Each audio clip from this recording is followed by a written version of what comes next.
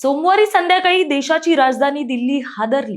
ऐतिहासिक लाल किल्ल्याजवळ एका कारमध्ये शक्तिशाली स्फोट झाला आणि क्षणभराची शांतता पसरली. पुन्हा एकदा दिल्लीच्या सुरक्षेचा प्रश्न ऐरणीवर आलाय. हा स्फोट नक्की कोणी आणि का केला याचा तपास सुरू आहे.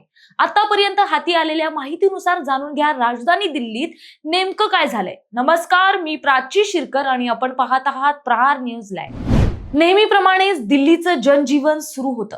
मात्र संध्याकाळी 6:52 राजधानी दिल्ली हादरली. सोमवारी संध्याकाळी लाल किल्ला मेट्रो स्टेशनच्या गेट क्रमांक 1 जवळ उभी असलेल्या हुंदाई i20 कारमध्ये स्फोट झाला. होत्याचं नव्हतं झालं. काही क्षणात अनेकांचं आयुष्य संपलं. या स्फोटात आजूबाजूच्या काही वाहनांना आग लागली. माहिती मिळताच पोलीस आणि अग्निशमन दल घटनास्थळी दाखल झालं. स्फोटानंतर परिसर सील करण्यात आलं. आता NIA, NSG आणि FSLच्या टीम्सने तपासाची सूत्र हाती घेतली आहे. स्फोटानंतर 10 मिनिटातच क्राईम ब्रांच आणि स्पेशल ब्रांच घटनास्थळी दाखल झाली. सर्व शक्यता तपासल्या जात आहेत, अशी माहिती केंद्रीय गृहमंत्री अमित शहा यांनी दिली. तसंच पंतप्रधान नरेंद्र मोदी यांनी या घटनेचा आढावा घेतलाय.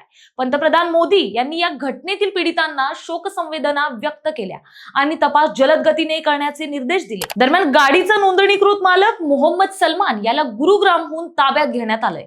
त्यानं ही कार ओळखली आणि देवेंद्र नावाच्या व्यक्तीस विकल्याचं सांगितलं. मात्र ही कार अंबाल्यात पुन्हा विकली गेली. पोलीस याचा तपास करत आहेत. तसंच दिल्लीवासियांना अफवांपासून दूर राहण्याचं आणि शांतता राखण्याचं आवाहन करण्यात आलंय. पोलीस आणि प्रशासनाकडून जारी केलेल्या अधिकृत माहितीवरच विश्वास ठेवा, असं आवाहन दिल्लीच्या मुख्यमंत्री रेखा गुप्ता यांनी केलंय. लाल किल्ल्याजवळ झालेल्या स्फोटाप्रकरणी 4 जणांना ताब्यात घेतल्याचं दिल्ली पोलिसांनी सांगितलंय. स्फोटानंतर दिल्ली, महाराष्ट्र, उत्तर प्रदेश, बिहार, केरळ आणि हरियाणासह अनेक राज्यात हाय अलर्ट जारी करण्यात आलाय. तर दिल्लीतील चांदणी चौक बाजारही बंद ठेवण्यात आलाय. तर महाराष्ट्रात मुंबईसह पुण्यात हाय अलर्ट जारी करण्यात आलाय. उत्तर प्रदेशातील सर्व जिल्ह्यातील पोलिसांना सतर्क करण्यात आलंय. लखनौ मधील संवेदनशील भागात गस्त आणि तपासणी वाढवण्याचे आदेश देण्यात आले.